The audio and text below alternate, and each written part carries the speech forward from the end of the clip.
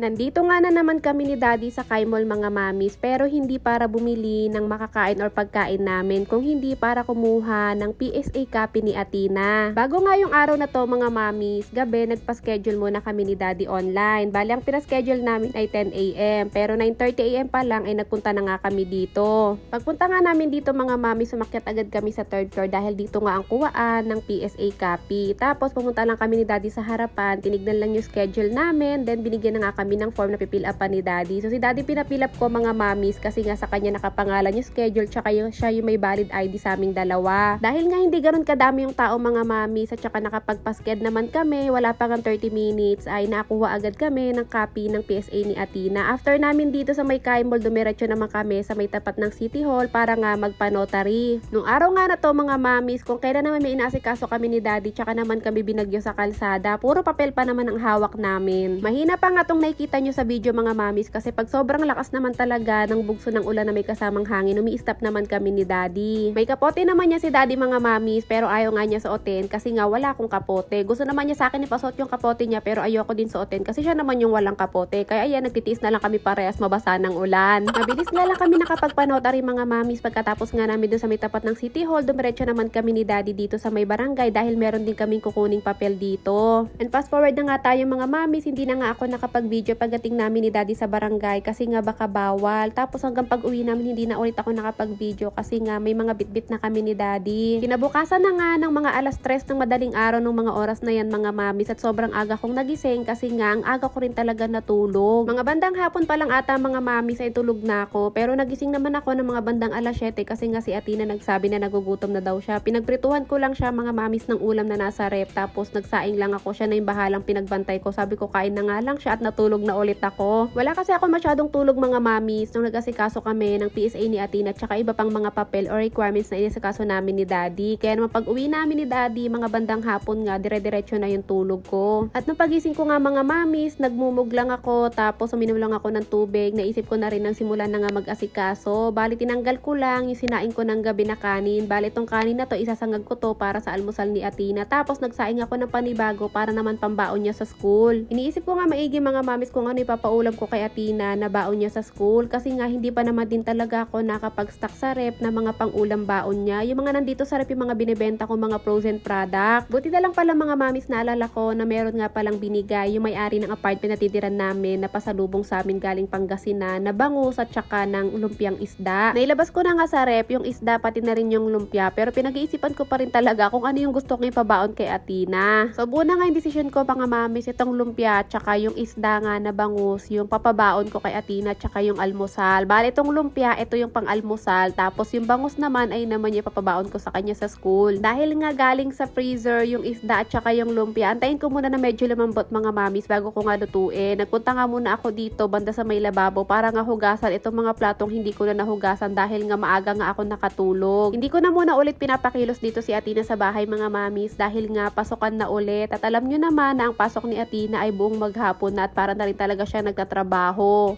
Kaya pag uwi niya, hinahayaan ko na lang din talaga siyang magpahinga. Simula nga nung nagpasukan mga mamis at dahil nga buong maghapon yung pasok niya, madalas talaga nakakatulog si Athena nang hindi na nakakain sa gabi. Pero buti na nga lang mga mamis, kapag umuwi siya ng mga bandang hapon, naisipan niyang kumain nun. Tinapay o di naman kaya pag may nakita pa siyang ulam or kanin, kakain na siya. Kaya ngayon, dahil laging umuuwing pagod si Athena mga mamis, okay lang sa akin at wala talagang kaso kung hindi ko siya pakilusin dito sa bahay dahil mas mahalaga sa akin na makapagpahinga si Athena. Pagkatapos ko naman hugasan yung mga plato, dumiretso naman ako dito banda sa may CR para nga ilagay naman itong mga damit namin dito sa washing para nga mapaikot ko at maisampay ko na rin habang maaga pa. Pagkatapos ko nga mailagay lahat ng mga damit namin ni Athena sa washing, bumalik nga ako dito sa kusina dahil magsisimula na nga ako magluto ng almusal namin. Sinala ko na nga yung kawali, hindi ko na hinugasan yan mga mamis kasi nga itlog lang din naman yung niluto ko dyan ng gabi. Tapos inilagay ko na yung 2 itlog at sinabay ko na nga rin itong mga lumpia. Nilahat ko na to mga mamis kasi ilang piraso lang din pala tong lumpia.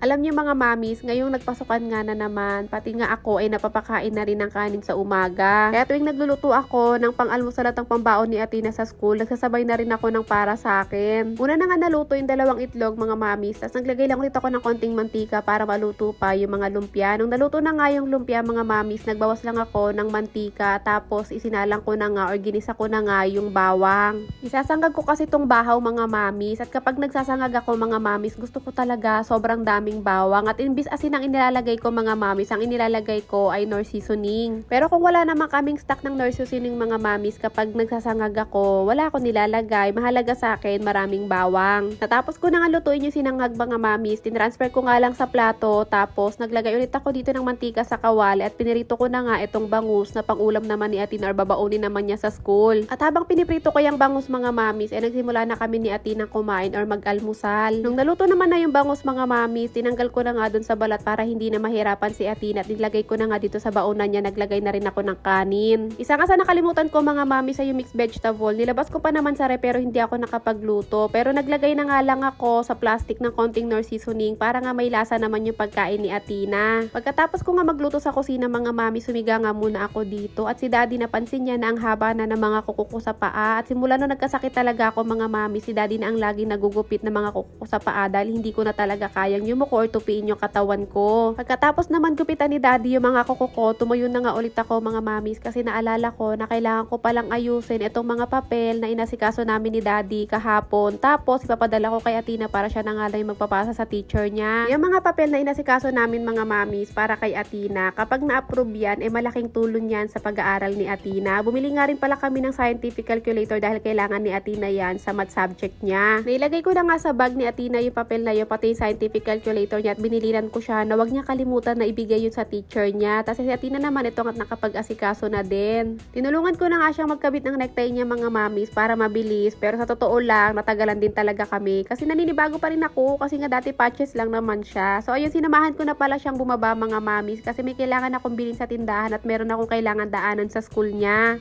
Pinatawid ko na nga si Athena sa kabilang side mga mamis habang wala pang sasakyan na dumaan, at dito na nga kami sa kanto naghiwalay.